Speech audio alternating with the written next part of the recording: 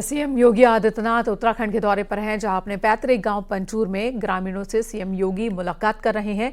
इस दौरान सीएम योगी आदित्यनाथ बच्चों को दुलारते नजर आए। कुछ देर में लखनऊ के लिए रवाना हो जाएंगे मुख्यमंत्री। आपको बता दें, सीएम योगी आदित्यनाथ उत्तराखंड में अपने गांव पहुंचे हैं।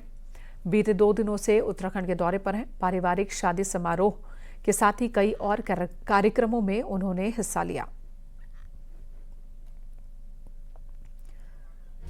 अनुपम भारद्वाज हमारे सहयोगी इस वक्त हमारे साथ फोन लाइन पर मौजूद है। अनुपम, सीएम योगी आदित्यनाथ के दौरे के बारे में बताइए, उनकी रवानगी का वक्त क्या है? मेरे सबसे पहले बता दें कि अब से कुछ ही देर के भीतर जो योगी आदित्यनाथ है सीएम यूपी, वो पंचूर जो उनका पैतृक गांव है वहां से रवानगी होगी। हेलीकॉप्टर, उनका जो शासकीय हेलीकॉप्टर है वो पहुंच चुका है हेलीपैड में, और कुछ ही देर के भीतर वो यमकेश्वर से जॉलीग्रांट एयरपोर्ट के लिए रवाना होंगे और फिर वहां से लखनऊ के लिए रवाना होंगे। उनके 3 दिन के जो दौरे, आज चौथा दिन है, वो 6 तारीख को यमकेश्वर पहुंच गए थे। सबसे पहले दिन उन्होंने माँ गढ़वासनी जो देवी है उसमें प्राण प्रतिष्ठा कार्यक्रम में उन्होंने हिस्सा लिया।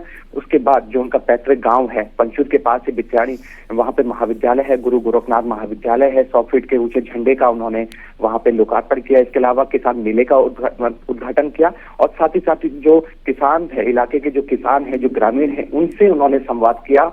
एक छोटी सी जनसभा भी उन्होंने वहां पे करी। उसके बाद का जो उनका कार्यक्रम था वो निजी कार्यक्रम उनका रहा है। वैवाहिक कार्यक्रम में वो पहुंचे थे अपने गांव में। वो पूरा जो 7 तारीख का पूरा दिन था वो वैवाहिक कार्यक्रम में रहे। और उसके बाद और जो वीडियो इस वक्त हम देख पा रहे हैं, जिसमें 2 छोटे छोटे बच्चों के साथ सीएम योगी मौजूद हैं, एक बच्ची को पानी पिलाते हुए, ये वीडियो कहाँ का है और ये बच्चे कौन हैं? ये आसपास के जो इलाके के जो ग्रामीण हैं, क्योंकि जब सीएम योगी के आने की सूचना मिली तो कई सारे ऐसे जो ग्रामीण हैं, छोटे बच्चे हैं जिनका अन्नप्राशन होना था, या जो स्कूली बच्चे हैं, क्योंकि आपने देखा होगा कि जो बीते दिन था 8 तारीख को सीएम योगी 4 स्कूलों का उन्होंने लोकार्पण किया। जीर्णोद्धार जिन स्कूल का हुआ था, जिस प्राथमिक विद्यालय ठांगर में वो पढ़े थे, जहाँ से उन्होंने प्रारंभिक शिक्षा ली थी, वहां पर भी वो पहुंचे। तो वहीं पर इस तरीके से ठांगर के जो जूनियर हाई स्कूल है वहां पर भी कार्यक्रम किए गए थे। तो 4 स्कूलों में कार्यक्रम किए गए थे। वहां पर जो बच्चों का अन्नप्राशन होता था वो अपने हाथों से भी बच्चों को खीर खिलाते हुए आपने देखा होगा, तस्वीरों में चॉकलेट बांटते हुए दिखे। तो एक बेहतरीन तस्वीरें सामने निकल आई है पूरे उनके दौरे के दौरान। जी, धन्यवाद आपका अनुपम, इस वक्त पूरी जानकारी देने के लिए। तो अब से कुछ ही देर बाद सीएम योगी आदित्यनाथ उत्तराखंड से रवाना होंगे लखनऊ के लिए। उत्तर प्रदेश के मुख्यमंत्री योगी आदित्यनाथ ने पौड़ी के 4 स्कूलों में कामों का लोकार्पण किया है, और इस दौरान सीएम योगी के फोकस पर सिर्फ और सिर्फ बच्चे थे। ये रिपोर्ट भी आपको दिखाते हैं।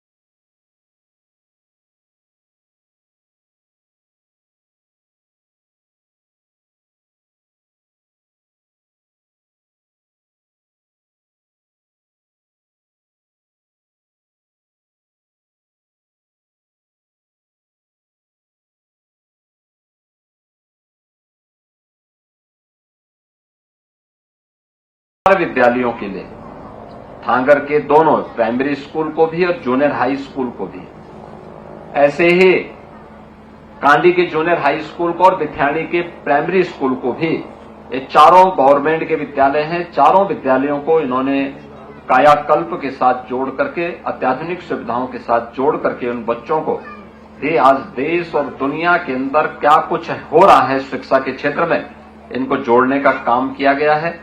मुझे लगता है कि यहीं पे सरकार और समाज दोनों का समन्वय इस रूप में प्रभावी ढंग से आगे बढ़ता है।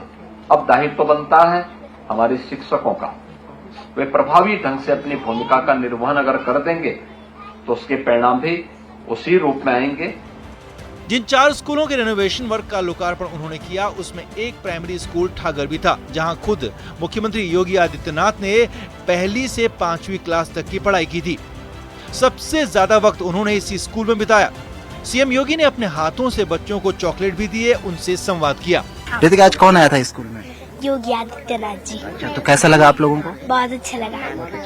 आप लोगों ने कार्यक्रम किया? हाँ जी। क्या क्या? डांस। हमें भी मौका मिला और हमारे बच्चों जो सांस्कृतिक बच्चों को भी हमारे टाइम पे ऐसा नहीं था, लेकिन आज के टाइम पे जो उन्होंने हमारे स्कूल के लिए किया और उनका जो ये गांव भी है, बहुत अच्छा लगा हमें। पूरा नवीनीकरण हो गया, पूरा कंप्लीट।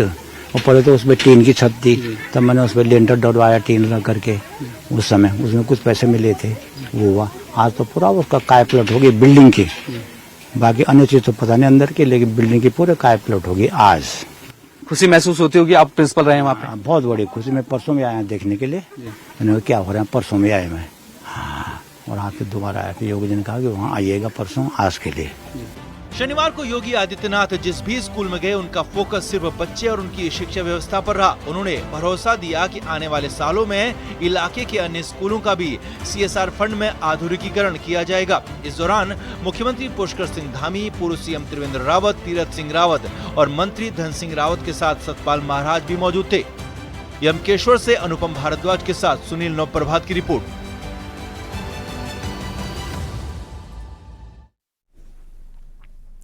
उत्तरकाशी से बड़ी खबर आ रही है, जहां एक बार फिर भूकंप के झटके महसूस किए गए। रात 1:40 पर भूकंप आया। 2.5 की तीव्रता से भूकंप के झटके महसूस किए गए। भूकंप का केंद्र भी बहुत करीब में था। बाडा हाट रेंज मांडू जसपुर के जंगलों में जमीन से सिर्फ 5 किलोमीटर नीचे। वहीं बार बार आ रहे भूकंप के झटकों की वजह से जिले में लोग दहशत में हैं।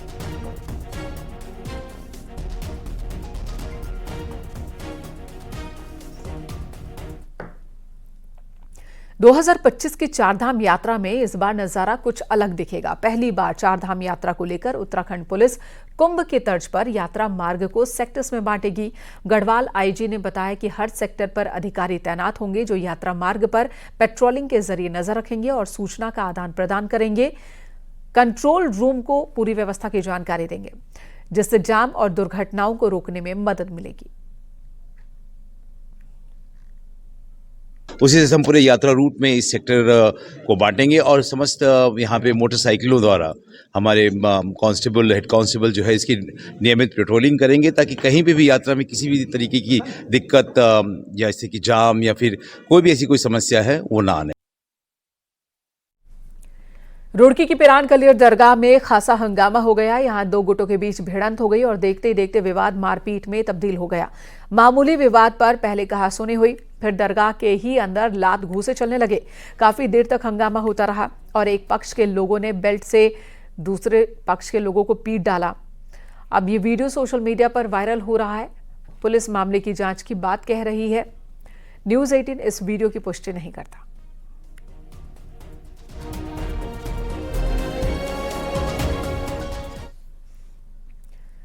पूर्व प्रधानमंत्री HD देवेगौड़ा नैनीताल पहुंचे, जहां पर उन्होंने नीप किरौरी के दर्शन किए, कैंची धाम पहुंचे। इसी के साथ हनुमानगढ़ी में भी देवेगौड़ा ने मत्था टेका। नैनीताल पहुंचे पूर्व PM ने कहा कि कैंची धाम बाबा पर उनके परिवार की आस्था पहले से रही है। वो कई बार बाबा के दर्शन के लिए आ चुके हैं। इसी के साथ दिल्ली में बीजेपी की जीत पर उन्होंने कहा कि 15 साल कांग्रेस की सत्ता रही, फिर आम आदमी पार्टी की, अब बीजेपी जीती है तो बीजेपी की बड़ी उपलब्धि है।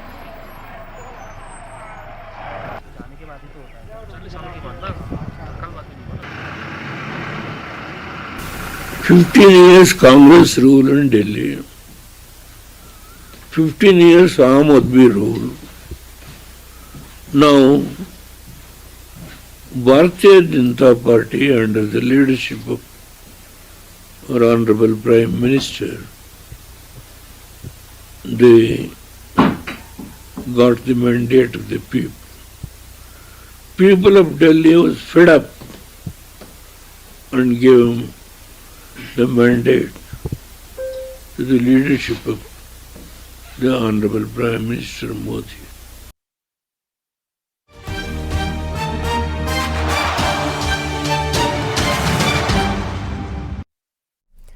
चंपावत में राष्ट्रीय खेलों के तहत राफ्टिंग का आयोजन शुरू हो चुका है। काली नदी में डेमो स्पोर्ट्स के तहत इन खेलों का आयोजन हो रहा है। शनिवार को पहले दिन पुरुष, महिला और मिक्स्ड कैटेगरी में राफ्टिंग कॉम्पिटिशन्स हुए। इस दौरान देश भर की कुल 8 टीमों ने हिस्सा लिया। राफ्टिंग का पहला इवेंट सुबह काकड़ी घाट पर हुआ। रिवर राफ्टिंग की प्रतियोगिताएं 10 फरवरी तक चलेंगी। पहली बार नेशनल गेम्स के तहत राफ्टिंग का आयोजन किया जा रहा है। खिलाड़ियों के साथ ही स्थानीय लोगों में भी इसे लेकर काफी उत्साह है।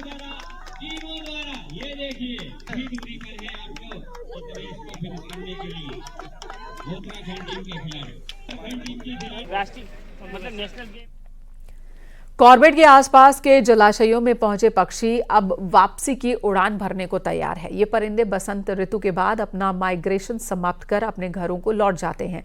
सर्दियों में पहुंचे इन मेहमान परिंदों को देखने के लिए देश विदेश से इनके चाहने वाले भी आते हैं। देखिए, ये रोडोसेल डक हैं कोसी बैराज में, और इसके अलावा अन्य प्रवासी पक्षी भी यहाँ आते हैं। और सर्दियों की शुरुआत से लेकर ये पूरे बसंत के आगमन तक यहाँ रहते हैं। अब बसंत की ऋतु इस समय चल रही है, तो अब धीरे धीरे इनका माइग्रेशन पूर्ण हो चुका है। अभी वापस जाएंगे। अब आपको लेकर चलते हैं रुद्रप्रयाग के बधानी गांव, जहां एक पवित्र सरोवर में रंग बिरंगी मछलियां पाई जाती हैं। इस सरोवर के साथ साथ मछलियों की भी धार्मिक मान्यता है और देखने वाले बस देखते ही रह जाते हैं। आपको भी दिखाते हैं मछलियों के इस अद्भुत संसार का दृश्य।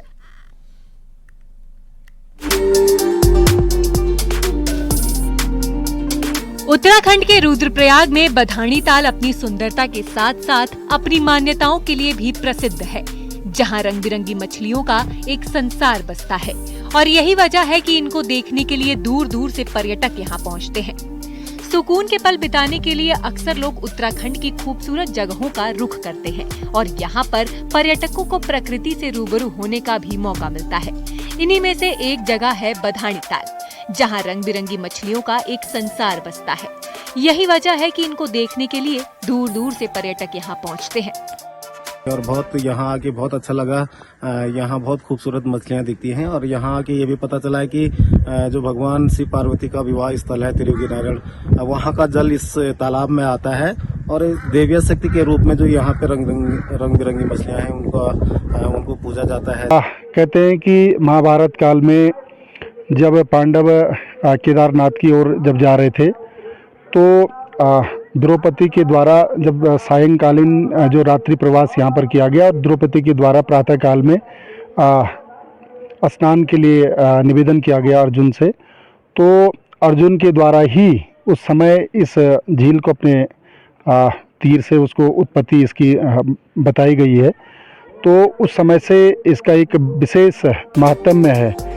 इस बधानी ताल का पांडव कालीन इतिहास है और मान्यता है कि शिव पार्वती के विवाह स्थल विष्णु मंदिर त्रियोगी नारायण का जल बधानी ताल में आता है, इसलिए ये झील भगवान विष्णु को समर्पित है।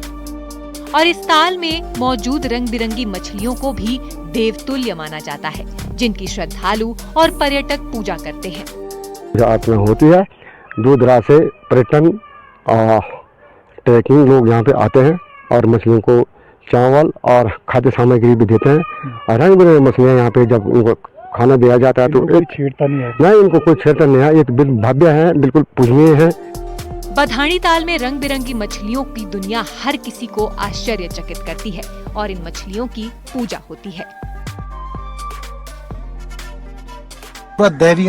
देवताओं के रूप में इस कुंड की भी पूजा की जाती है, मछलियों की भी। और यहाँ पे उम्र नारायण भगवान का भी यहाँ पे एक प्रसिद्ध मंदिर है और तमाम मंदिर यहाँ पे हैं। तो लोग यहाँ पर जहाँ एक तरफ मछलियों को देखने के लिए आते हैं, ताल का दीदार करने आते हैं, इसके साथ ही यहाँ पर तमाम यहाँ पे उम्र नारायण भगवान का मंदिर है, इसकी पूजा अर्चना के लिए भी आते हैं। तो कहीं ना कहीं एक बेहद खास जगह बधानी ताल इसलिए भी है। बधानी ताल से न्यूज 18 के लिए मैं संदीप भटकोटी। पहाड़ की अर्थव्यवस्था पर्यटन पर टिकी है। हर साल बढ़ रही पर्यटकों की संख्या से पर्यटन पहाड़ में होटल और होम स्टे की संख्या में इजाफा हो रहा है, जिससे स्थानीय लोगों को रोजगार भी मिल रहा है। इसी पर यह रिपोर्ट आपको दिखाते हैं।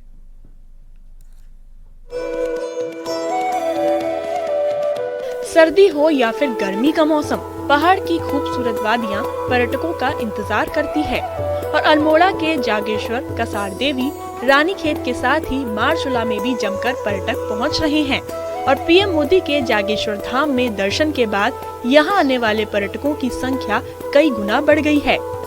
अगर अल्मोड़ा आने वाले पर्यटकों की बात करें तो 2021 में 38,021 देसी और 171 विदेशी पर्यटक आए। वहीं 2022 में 1,30,195 देसी और 1,606 विदेशी पर्यटक आए। तो 2023 में देसी पर्यटक 2,35,571 और 3,040 विदेशी पर्यटक पहुँचे, जबकि 2024 में 5,45,130 देसी और 3,407 विदेशी पर्यटक यहां आए। और 2024 में 24-25 वित्तीय वर्ष में हमारे पास कुल जो इंडियन टूरिस्ट जो थे वो 5,45,130 कुल टूरिस्ट आए हैं, डोमेस्टिक टूरिस्ट, और जो फॉरेनर्स हमारे यहाँ विदेशी जो टूरिस्ट आए हैं उनका नंबर 3,407 है। लगातार बढ़ रहे पर्यटकों की संख्या से पहाड़ में कारोबार बढ़ रहा है। लोग होम स्टे, रिजॉर्ट और होटल बना रहे हैं, जिससे युवाओं को रोजगार मिल रहा है। इसके तहत हमारे जितने भी होटल बिजनेस हैं, होटल व्यवसायी हैं, वो काफ़ी इसको लेकर खुश हैं। तो अगर ऐसे ही बढ़ते रहे तो हमारा जो पर्यटन से आधारित व्यापार है वो बढ़ता रहेगा। पहाड़ में पर्यटकों की संख्या बढ़ना पर्यटन कारोबारी के लिए अच्छे संकेत हैं। वहीं सरकार भी प्रदेश में पर्यटन बढ़ाने के लिए कई योजनाएं चला रही है। न्यूज़ 18 के लिए अल्मोड़ा से किशन जोशी की रिपोर्ट।